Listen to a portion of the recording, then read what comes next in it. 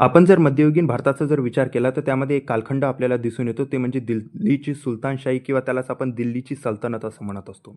तर याची पार्श्वभूमी जर बघितली, तर याच्यातली पार्श्वभूमीमध्ये आपल्याला पाहायला मिळत असतं, की ते म्हणजे मोहम्मद घोरीचं आक्रमण. म्हणजे एक प्रकारे परकीय आक्रमण आणि या आक्रमणाचा परिणाम म्हणजे, की दिल्ली सल्तनतची स्थापना होत असते. तर 1206 मध्ये काय होत असतं, की जो मोहम्मद घोरीनं विजय केलेल्या प्रदेशावर अनेक लोकांची नियुक्ती होत असते. त्यातील एक आहे कुतुबुद्दीन ऐबक. जसा हा मोहम्मद घोरी मारला जात असतो किंवा त्याचा मृत्यू होत असतो, त्याच्या मृत्यूसोबत या कुतुबुद्दीन ऐबकनं स्वतःला स्वातंत्र्य घोषित केलं आणि दिल्ली सल्तनतची सुरुवात केली आणि दिल्लीमध्ये त्यानं पहिला वंश स्थापन केला. त्याचं नाव होतं गुलाम वंश किंवा त्याला म्हणा गुलाम घराणं. आणि 1206 पासून दिल्ली सल्तनत जवळपास 1526 पर्यंत जे आहे दिल्लीत कार्यरत होती.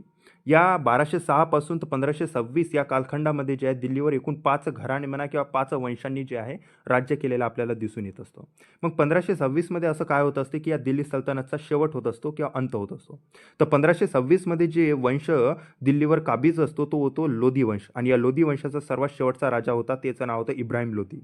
या इब्राहिम लोधी आणि एक परकीय आक्रमणता होता, त्याचं नाव होतं बाबर. या दोघांमध्ये 1526 मध्ये पानिपतचं पहिलं युद्ध होतं आणि या युद्धातनी जे आहे इब्राहिम लोधीचा मृत्यू होतो आणि त्याच्याच मृत्यूसोबत लोधी वंश अर्थातच दिल्लीची सल्तनतशाही जी आहे ती समाप्त होत असते.